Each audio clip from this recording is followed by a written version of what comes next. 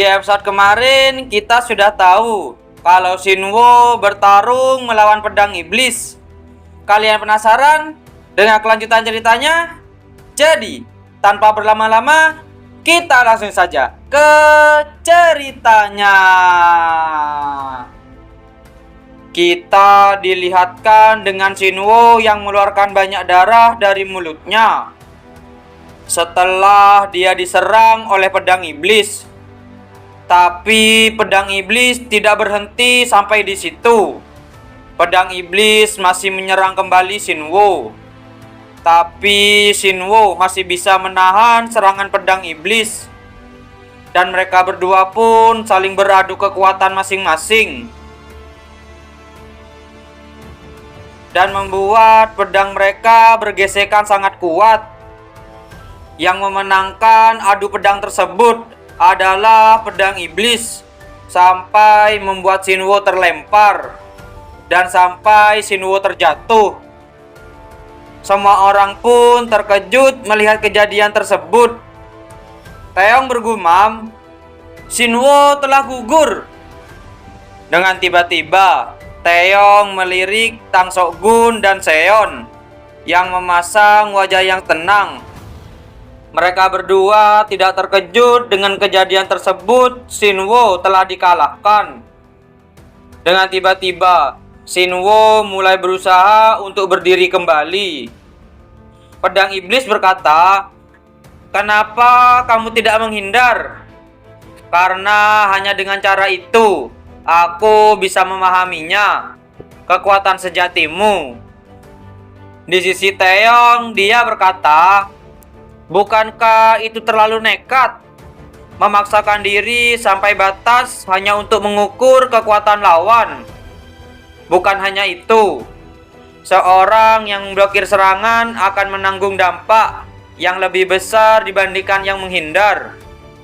Namun itu juga memaksa penyerang untuk menghabiskan lebih banyak energi. Singkatnya, wajah yang terkena pukulan itu sakit. Begitu juga dengan tinju yang memukul. Itu keahlianmu kan? Lebih baik dari siapapun. Lihat, jika Shinwo menghindar, cedera internal yang dialami tidak akan terjadi. Tapi pedang iblis juga akan menghindari kerusakan internal." Kita kembali di sisi pedang iblis berkata pada Shinwo, "Shinwo, di antara semua petarung dari faksi kebajikan yang pernah aku hadapi, kamulah yang terbaik dengan pedang. Tentu saja, di dalam kelompokmu pendekar pedang terbaik dipegang oleh Teguk Dewa Pedang. Tapi aku sudah melawannya, dan yang aku katakan ini memang benar. Semuanya tidak ada artinya. Aku hanya ingin melampaui diriku sendiri." Dengan tiba-tiba Shinwo mengeluarkan kekuatannya. Pedang iblis berkata, "Namun hari ini, orang yang harus kamu kalahkan adalah aku. Hanya satu serangan terakhir yang tersisa. Saat serangan terakhir itu berakhir, hanya salah satu dari kita yang akan tetap berdiri. Dan dialah yang akan menjadi pendekar pedang terhebat di bawah langit." Mereka berdua pun mulai saling menyerang satu sama lain. Pedang iblis mengingat masa lalunya di saat desanya dihancurkan.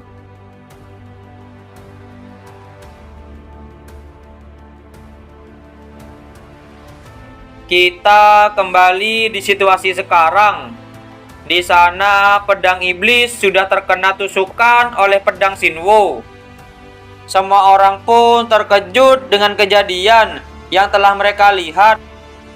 Dan pertarungan antara Shinwo dan pedang iblis pun sudah berakhir dan dimenangkan oleh Shinwo. Pedang iblis berkata, "Kamu telah melampauiku sekarang. Kamu adalah pendekar pedang terhebat di dunia. Sepertinya balas dendammu belum terpenuhi." "Tidak, balas dendamku telah berhasil. Karena kenyataan bahwa kamu seorang pembunuh sekarang telah diketahui oleh seluruh dunia. Kamu mengatur semua ini hanya untuk itu. Ada sesuatu yang perlu kusampaikan padamu. Terima kasih. Setelah itu, pedang iblis pun mati di depan Shinwo. Taeyong pun menghampiri Shinwo yang berada di arena.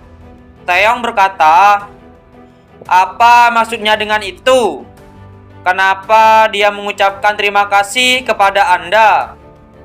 "Terima kasih petugas Taeyong. Berkatmu, aku bisa menyelesaikan duel kami dengan damai. Itu sudah tugasku." Seperti yang dikatakan pedang iblis, sekarang setelah kejadian di desa Cersantium terungkap ke seluruh dunia. Tidak perlu lagi menyembunyikannya. Di desa Cersantium, pedang iblis telah hadir, dan aku sendiri yang membunuh mereka. Ucapan terima kasih dari si pedang iblis itu adalah atas tindakannya. Kamu tidak mengerti, bukan?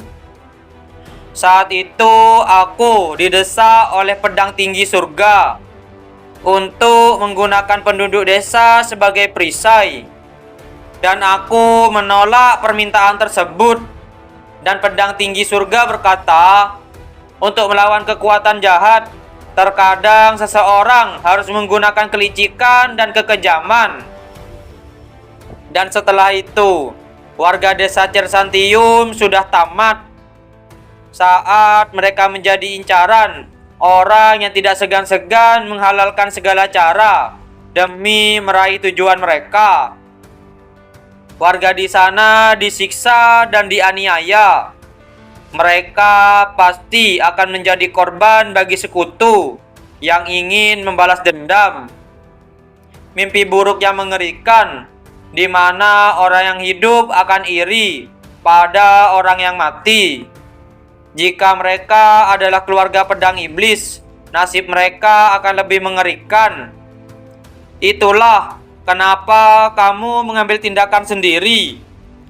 Siapa sangka pedang tertinggi surga akan bertindak begitu berdarah dingin.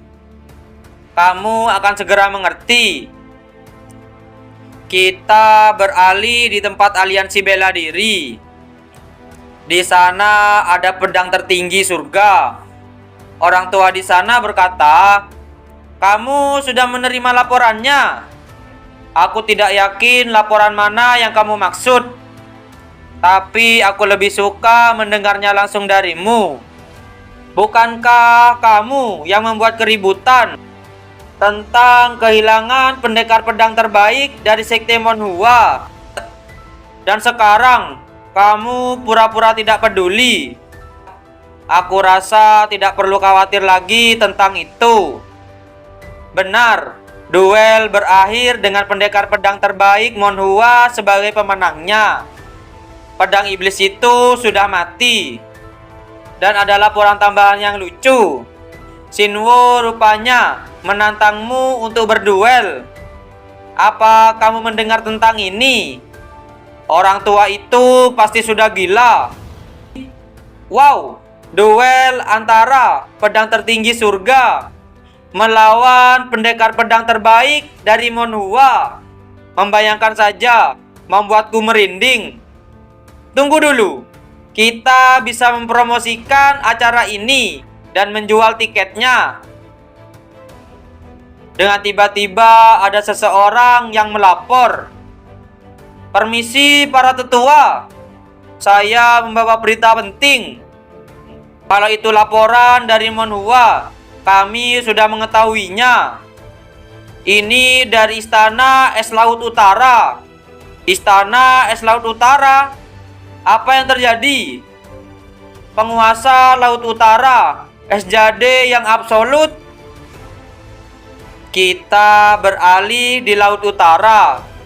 Di sana ada pemimpin Laut Utara yang sedang berbaring di sana, dan juga putri dari pemimpin Laut Utara, Seolran.